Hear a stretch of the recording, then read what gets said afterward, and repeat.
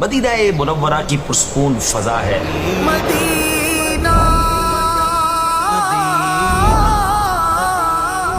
ایک شخص بارگاہ رسالت میں حاضر ہوتا ہے. سفر کی تھکن اس کے چہرے سے ظاہر ہے, بال بکھرے ہوئے ہیں اور وہ دور سے ہی کچھ پوچھتا ہوا آ رہا ہے. صحابہ کرام علیہم رضوان اس کی آواز تو سن رہے ہیں مگر سمجھ نہیں پا رہے کہ وہ کیا کہہ رہا ہے. جب وہ قریب پہنچا تو معلوم ہوا کہ وہ اسلام کے بارے میں جاننا چاہتا ہے کہ اللہ پاک نے اس پر لازمی طور پر کیا کیا فرض کیا. پیارے آقا علیہ السلام نے نہایت شفقت سے فرمایا, اسلام میں دن رات میں 5 نمازیں پڑھنا ہے. اس نے فوراً پوچھا, کیا اس کے علاوہ بھی کوئی نماز مجھ پر فرض ہے؟ آپ علیہ السلام نے فرمایا نہیں, البتہ اگر خوشی سے نفل پڑھو تو اور بات ہے. پیارے آقا علیہ السلام نے مزید فرمایا, اور رمضان کے روزے رکھنا. اس نے کہا تو اور کوئی روزہ مجھ پر اس کے علاوہ بھی فرض ہے؟ تو نبی پاک نے فرمایا نہیں, مگر تو نفل روزے رکھے تو اور بات ہے. راوی فرماتے ہیں مزید نبی پاک علیہ السلام نے اسے زکات کے بارے میں بتایا. وہ کہنے لگا بس یا کوئی اور صدقہ تو مجھ پر اس کے علاوہ فرض نہیں؟ آپ نے فرمایا نہیں, مگر یہ کہ تو نفل صدقہ دے تو اور بات ہے. راوی کہتے پھر وہ شخص پیٹھ موڑ کر چل دیا اور اس کی زبان پر یہ جملے تھے کہ قسم اللہ کی, نہ میں اس سے بڑھاؤں گا نہ گھٹاؤں گا. نبی پاک علیہ السلام نے اس کی بات سن کر ارشاد فرمایا, اگر یہ سچا ہے تو یہ فلاح ہے. سبحان اللہ.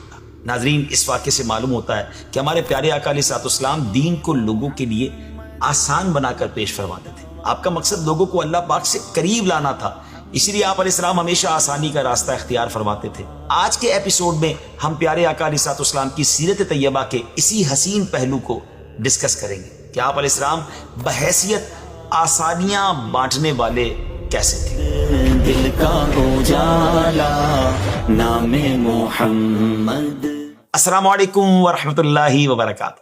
ناظرین, اللہ پاک نے ہمارے آقا علیہ السلام کو سہولت و آسانی کا امام بنا کر بھیجا, جنہوں نے دین پر عمل کر کے اللہ کی رضا کے مطابق زندگی گزارنا ہمارے لیے آسان فرما دیا. ہمارے پیارے آقا علیہ السلام نے خود اپنی رسالت کا تعارف کرواتے ہوئے فرمایا, بلا شبہ اللہ پاک نے مجھے مشکلات میں ڈالنے والا اور سختی کرنے والا بنا کر نہیں بھیجا, بلکہ معلم اور آسانی کرنے والا بنا کر بھیجا ہے. پیارے آقا علیہ السلام نے ہمیشہ انسانوں کے لیے آسانی, نرمی اور رحمت کو اختیار فرمایا. جب اللہ پاک نے اپنے بندوں پر حج فرض فرمایا اور ہمارے پیارے آقا علیہ السلام نے خطبے میں حج کی فرضیت کا اعلان کرتے ہوئے فرمایا, اے لوگوں, اللہ پاک نے تم پر حج کو فرض فرما دیا ہے, لہذا حج کیا کرو. تو ایک صحابی رسول نے عرض کی, یا رسول اللہ علیہ السلام, کیا ہم پر ہر سال حج کرنا فرض ہے؟ یہ سوال انہوں نے 3 مرتبہ دہرایا, مگر ہر مرتبہ پیارے آقا علیہ السلام نے خاموشی ہی اختیار فرمائی. پھر ارشاد فرمایا, اگر میں نے ہاں کہہ دیا ہوتا تو ہر سال حج کرنا فرض ہو جاتا. ایک مرتبہ ایک شخص پیارے آقا علیہ السلام کی خدمت میں حاضر ہوا اور عرض کی کہ یا رسول اللہ, میں نے رمضان المبارک میں اپنی بیوی سے جسمانی تعلق قائم کر لیا ہے. آپ نے اس سے پوچھا, کیا تمہارے پاس اتنی طاقت ہے کہ ایک غلام آزاد کر سکو؟ اس نے کہا کہ نہیں یا رسول اللہ, میرے پاس تو ایسی طاقت نہیں ہے. پھر نبی پاک نے فرمایا کہ کیا تم پے در پے 2 مہینے کے روزے رکھ سکتے ہو, کنٹینیو 2 مہینے کے روزے؟ اس نے کہا نہیں یا رسول اللہ علیہ السلام, یہ بھی میں نہیں کر سکتا. نبی پاک نے پھر دریافت فرمایا کہ کیا تمہارے اندر اتنی طاقت ہے کہ 60 مسکینوں کو کھانا کھلا سکو؟ اس پر بھی اس نے جواب نفی میں دیا کہ نہیں حضور, میں نہیں کر پاؤں گا. راوی بیان کرتے ہیں کہ پھر نبی کریم علیہ السلام کی خدمت میں ایک تھیلا لایا گیا جس میں کھجوریں تھیں. پیارے آقا علیہ السلام نے فرمایا, اسے لے جا اور اپنی طرف سے محتاجوں کو کھلا دے. اس پر اس شخص نے کہا, یا رسول اللہ علیہ السلام, 2 میدانوں کے درمیان کوئی گھرانہ ہم سے زیادہ محتاج نہیں. رحمت اللہ علیہ السلام مسکرائے اور فرمایا کہ پھر جا اپنے گھر والوں کو ہی کھلا دے. سبحان اللہ, ایسے ہیں میرے آقا. ناظرین, ہمارے پیارے آقا علیہ السلام کا انداز یہ نہیں تھا کہ ہر شخص کے ساتھ ایک ہی جیسا معاملہ فرمایا جائے, بلکہ آپ علیہ السلام ہمیشہ سامنے والے کی حالت, اس کی استطاعت, اس کی مجبوری اور اس کے حالات کو سامنے رکھ کر فیصلہ فرماتے تھے. حضرت عمرو بن عاص رضی اللہ تعالیٰ عنہ کہتے ہیں کہ غزوہ ذات السلاسل کی ایک ٹھنڈی رات میں مجھے غسل کی حاجت ہوئی اور مجھے ڈر لگا کہ اگر میں نے غسل کر لیا تو مر جاؤں گا. چنانچہ میں نے تیمم کر کے اپنے ساتھیوں کو فجر کی نماز پڑھائی. جب لوگوں نے نبی پاک علیہ السلام سے اس کا ذکر کیا تو آپ نے مجھ سے فرمایا, عمرو, کیا تم نے جنابت کی حالت میں اپنے ساتھیوں کو نماز پڑھائی؟ میں نے آپ علیہ السلام کو غسل نہ کرنے کا سبب بتایا اور عرض کی, یا رسول پاک علیہ السلام, میں نے اللہ پاک کا یہ فرمان سنا ہے کہ تم اپنے آپ کو قتل نہ کرو, بے شک اللہ تم پر رحم فرمانے والا ہے. سن کر نبی پاک علیہ السلام مسکرائے اور آپ نے کچھ نہیں کہا. ناظرین, پیارے آقا علیہ السلام نے ہم پر عبادتوں کا بوجھ نہیں ڈالا, بلکہ آپ نے روح و بدن کے حقوق میں توازن رکھتے ہوئے امت کے لیے آسانی پیدا فرمائی۔ ایک مرتبہ 3 صحابہ کرام علیہ رضوان نے ازواج مطہرات سے نبی پاک علیہ الصلوۃ والسلام کی نفلی عبادات کی تفصیل جانی۔ جب انہیں آپ علیہ الصلوۃ والسلام کی عبادات بتائی گئیں تو انہوں نے اسے اپنے خیال میں کم سمجھا اور سوچا کہ رسول اللہ علیہ الصلوۃ والسلام تو معصوم ہیں، لہٰذا ہمیں زیادہ عبادت کرنی چاہیے۔ چنانچہ ان میں سے ایک نے کہا کہ اب سے میں ہمیشہ رات بھر نماز پڑھتا رہوں گا، دوسرے نے کہا کہ میں ہمیشہ روزے رکھوں گا، کبھی افطار نہیں کروں گا، تیسرے نے کہا کہ میں عورتوں سے الگ رہوں گا اور کبھی بھی نکاح نہیں کروں گا۔ ناظرین، جب یہ بات نبی پاک علیہ الصلوۃ والسلام تک پہنچی تو آپ علیہ الصلوۃ والسلام نے ان سے پوچھا، کیا تم لوگوں نے یہ باتیں کہی ہیں؟ پھر فرمایا، اللہ کی قسم میں تم سب سے زیادہ اللہ سے ڈرنے والا اور سب سے زیادہ پرہیزگار ہوں، لیکن میں روزہ بھی رکھتا ہوں اور افطار بھی کرتا ہوں، رات کو نماز بھی پڑھتا ہوں اور سوتا بھی ہوں، اور میں نے نکاح بھی کیا ہے، بس جس نے میری سنت سے اعراض کیا وہ مجھ سے نہیں۔ ایک حدیث مبارک میں آپ نے فرمایا، بلا شبہ تمہارے جسم کا بھی تم پر حق ہے، تمہاری آنکھوں کا بھی تم پر حق ہے، تم سے ملاقات کے لیے آنے والوں کا بھی تم پر حق ہے، تمہاری بیوی کا بھی تم پر حق ہے۔ یعنی اسلام صرف مخصوص عبادتوں میں ہی مشغول رہنے کی تعلیم نہیں دیتا، بلکہ دین و دنیا دونوں کے درمیان توازن سکھاتا ہے۔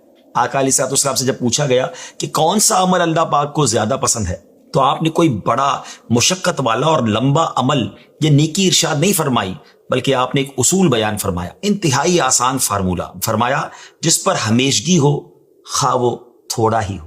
ناظرین، پیارے آقا علیہ الصلوۃ والسلام نے امت کی آسانی کے لیے بہت سے دروازے کھولے، ان میں سے ایک گناہوں کی معافی کا دروازہ ہے۔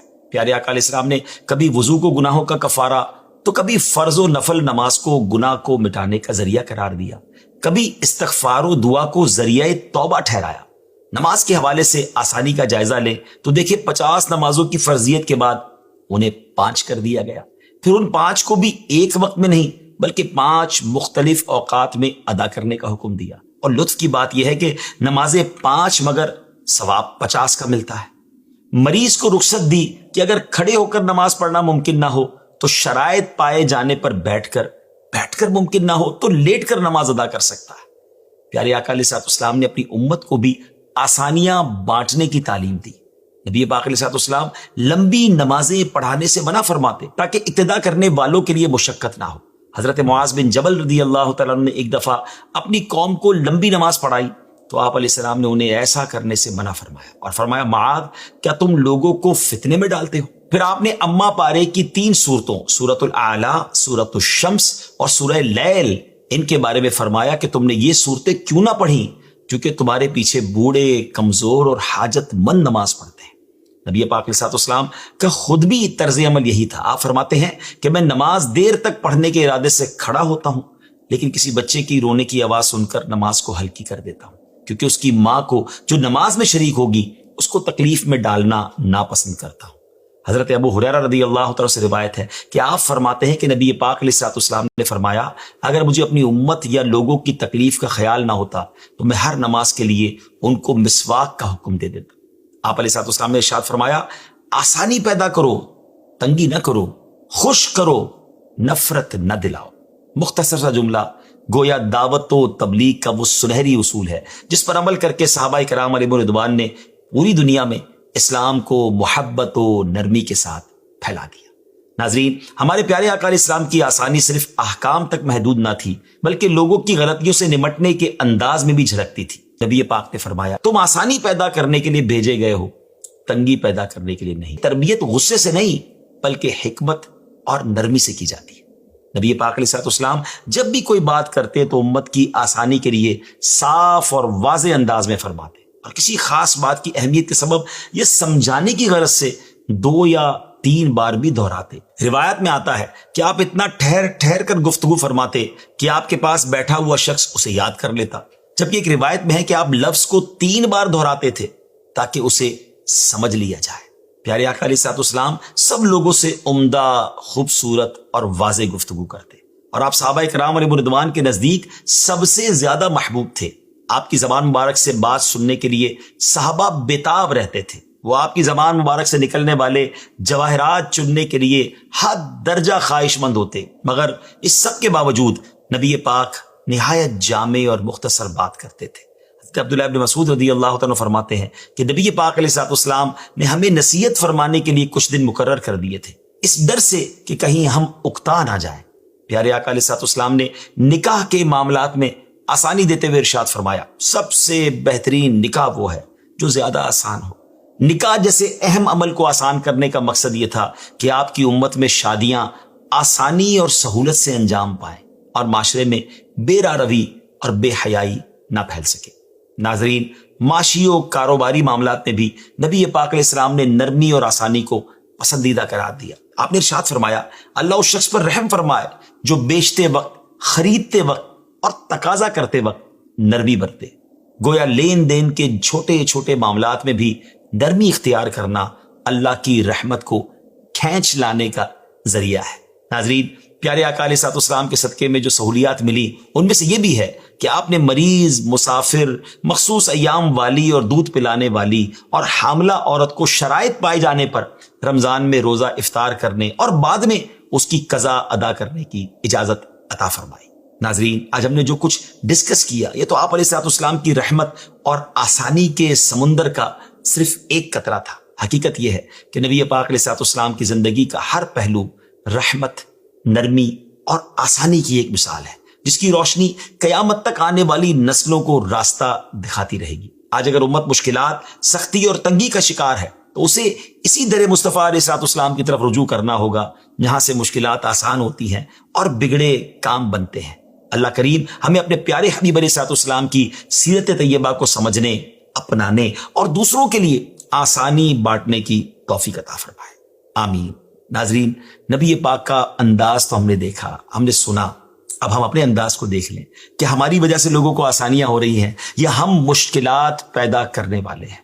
میرے آقا تو آسانیاں عطا فرماتے ہیں، مگر بعض اوقات ہماری ذات سے لوگوں کو مشکلات ملتی ہیں۔ ایسا نہ کیجیے، آپ لوگوں کی زندگی آسان کیجیے، یقین کیجیے آپ کی زندگی آسان ہو جائے گی۔ اللہ مجھے اور آپ کو خوشیاں بانٹنے والا، آسانیاں کرنے والا بنائے۔ اپنی دعاؤں میں یاد رکھیے گا۔ السلام علیکم ورحمۃ